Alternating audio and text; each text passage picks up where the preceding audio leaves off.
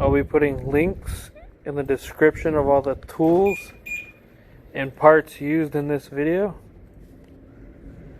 Today we'll be installing some aftermarket LEDs you can add to your F10. They look pretty nice. Make it look a lot newer. Next we'll remove the tire, jack up the car, remove all these 8mm screws for the splash guard.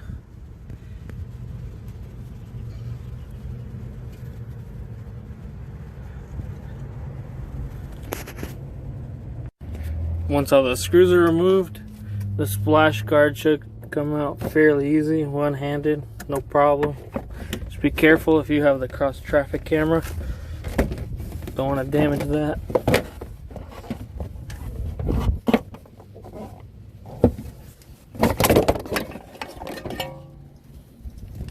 Once you get those two screws removed with the T30, we're gonna go ahead and remove the weathering strip here. Just comes right out. We're gonna remove these star screws. So we're then able to remove the headlight.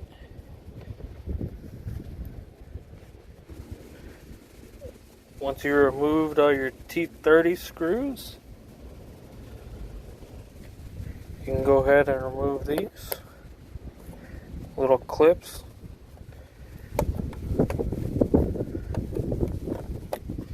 I got this little clip remover at the Harbor Freight, a whole set, under $10. Comes in handy for removing clips without damaging them.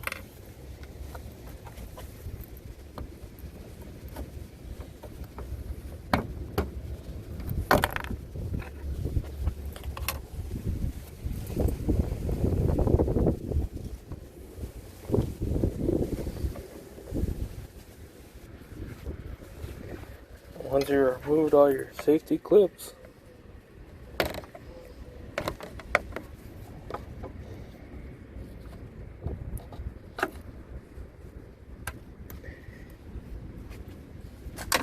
just have to remove the remaining two T30 screws that secure the headlight in, which would be this one here and that one there, and also one here. Once you remove all the T30 screws, the headlight will be loose, and you just have to shimmy it out the best way you can. The bumper is also loose now that you remove those T30 screws, and then you're able to get the factory ones. You can just stick a screwdriver, pry bar, anything in there, pop the old ones out.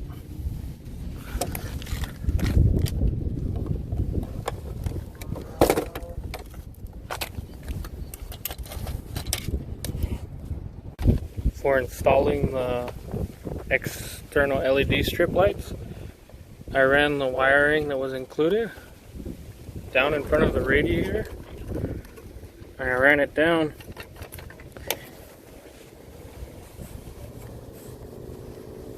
and then I fed it through to the other side,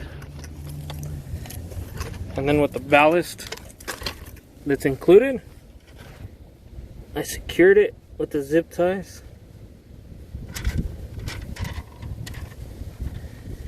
And just be sure if your car is equipped with adaptive cruise control not to cover the radar. So you're now able to connect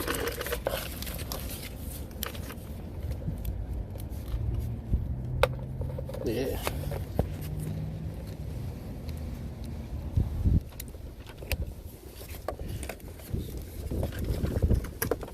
And you can just slide it in.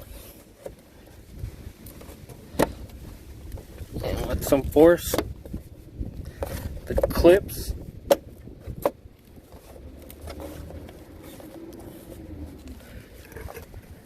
will be pushed securely. And once you've got your wire ran, I didn't use the white cable included. I taped all the excess up so nothing is loose hanging and will get caught on anything. And then the brown cable is your ground,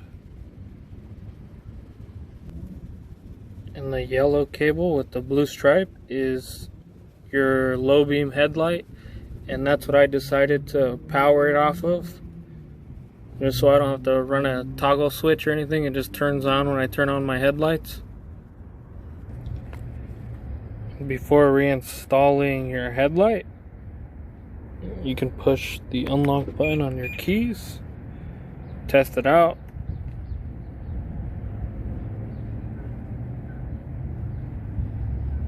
Oh, actually mine's coded, so I push the unlock and the headlights turn on. In order to turn your headlights on and it's not coded, you tap the emergency button once and then all your lights will come on. Before you reinstall your light, after changing the light bulb for the halos, you need to reinstall the harness. Push the unlock button on your key fob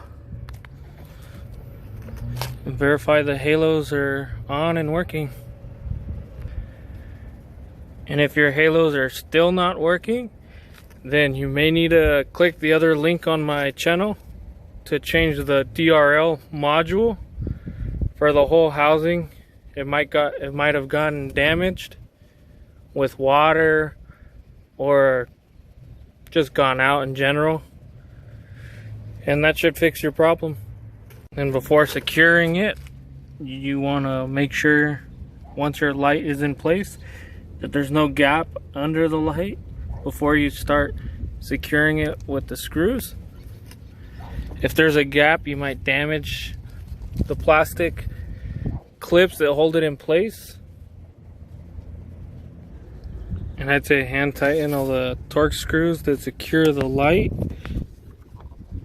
first, so you make sure not to cross thread or damage anything.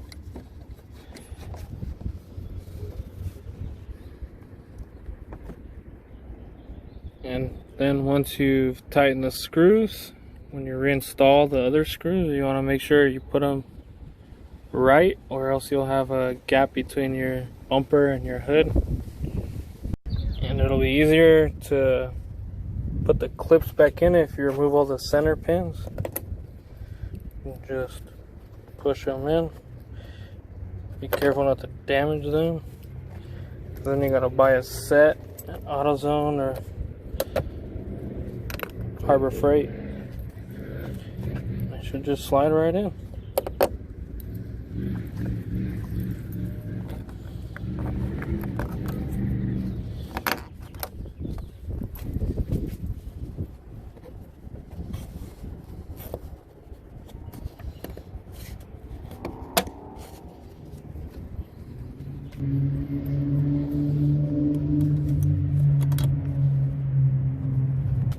You should be able to just slide the center pins in easy. Little to no effort.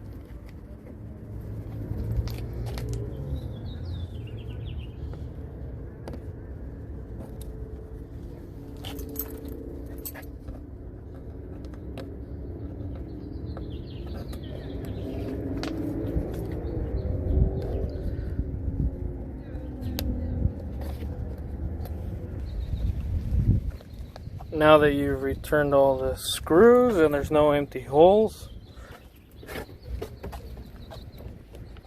you can put the weathering strip back on. Find it easier just to line that up, then just push it until it clips in. It'll line up just like that. You want to make sure you have a nice flush clean close.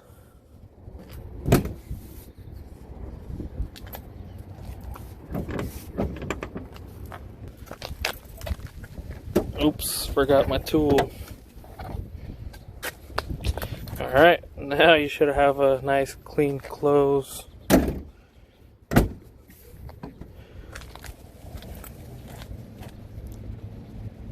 It should look like you didn't do anything to your car. And then don't forget to resecure the 2 T30 screws you removed from underneath. Guide them in by hand first before using any tools.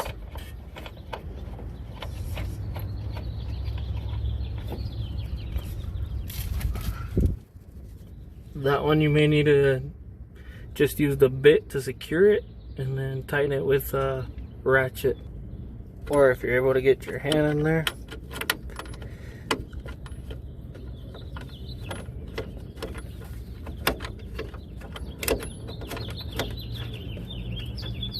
Secure it first. Okay, now we're going to return the splash guard, but first remove the airflow guide so it's easier to set it in there. Actually, before reinstalling the splash guard, you're going to remember to resecure the bumper and the fender. Once you've got everything buttoned up, you can now grab the splash guard, go ahead and set it in there. As you can see, I can do it with one hand, so it goes in fairly simple.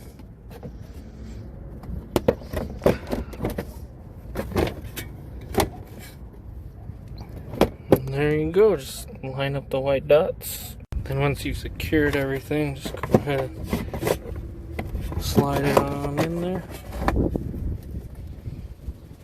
We're going to install the hanger bolt so it's easier to put the tire on without stripping the threads. Put this on real quick.